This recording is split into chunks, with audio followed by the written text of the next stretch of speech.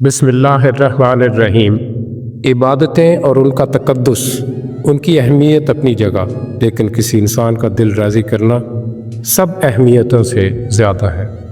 ایسا رزق جس میں زیادہ محنت بھی نہ کرنی پڑے اور حلال بھی ہو، رزق کریم کہلاتا ہے۔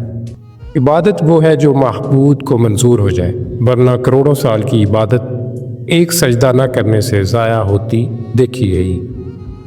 خوش نصیب انسان نصیحت کے چراغ کی روشنی میں زندگی کی تاریکیوں سے آزاد ہو جاتا ہے۔ ڈر اس کا ہوتا ہے جو اپنے لیے جیتا ہو، جو کسی مقصد کے لیے زندہ ہو، اسے کوئی ڈر نہیں ہوتا۔ جس کی شکل انسان والی ہو، اس کی مدد کرتے وقت مذہب نہ پوچھنا، بس مدد کرو اس کی۔ بے بس کی آنکھ سے ٹپکنے والا آنسو کتنی ہی عبادتوں پر فوقیت لے جاتا ہے۔ آج کا بد کل کا نیک ہو سکتا اگر اس کو استغفار کی توفیق مل جائے۔ دعا کرو اللہ تعالیٰ مہربانی فرمائے رکھے کہ زندگی انسان کی خدمت میں گزرے، حضور صلی اللہ علیہ وآلہ وسلم کی محبت میں گزرے، اللہ تعالیٰ کی عبادت کے گزر۔ ماں اگر ان پڑھ ہو اور پنجابی میں بات کرے تو اس کے ساتھ انگریزی نہ بولنا شروع کر دینا۔ علم تو ادب کا نام ہے۔ روح کی گہرائی سے نکلی ہوئی بات روح کی گہرائی تک ضرور جائے گی۔ رحمت آ کے رہے گی، گناہ معاف کر دیے جائیں گے۔ شرط اظہار ندامت ہے، شرط خلوص دل سے توبہ ہے، شرط حضور صلی اللہ علیہ وسلم کے دامن سے وابستہ ہونے کی تمنا ہے۔ دعا یہ کرو کہ اللہ تعالیٰ جو تو نے دینا ہے وہ بغیر مانگے دے، اور جو کچھ تو نے نہیں دینا اس کے مانگنے کی توفیق نہ دے۔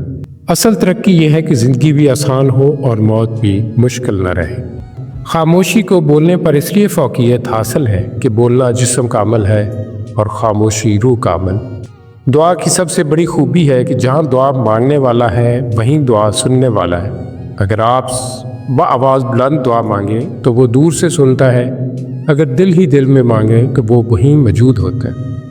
دعا کرو اللہ تعالیٰ مہربانی فرمائے رکھے کہ زندگی انسان کی خدمت میں گزرے، حضور صلی اللہ علیہ وسلم کی محبت میں گزرے، اللہ تعالیٰ کی عبادت میں گزرے۔ برائی کشتی میں سوراخ کی مانند ہے، جو چھوٹا ہو یا بڑا، ایک نہ ایک دن کشتی ڈبو ہی دیتا ہے۔ اللہ سے دعا کرنی چاہیے کہ وہ ہمیں ہماری دعاؤں کی افادیت سے مایوس نہ ہونے دے۔ یہ دعا ضرور کیا کرو کہ یا اللہ ہمیں ایسی زندگی دے جس پر ہم بھی راضی رہیں اور تو بھی راضی رہے۔ دعا یہی کرنی چاہیے کہ ذکر الہی جاری رہے اور راتیں اپنے اشکوں سے منور رہیں، اور لوگ ہمارے ہاتھوں سے محفوظ رہیں اور پیشانی سجدوں سے محروم نہ ہو۔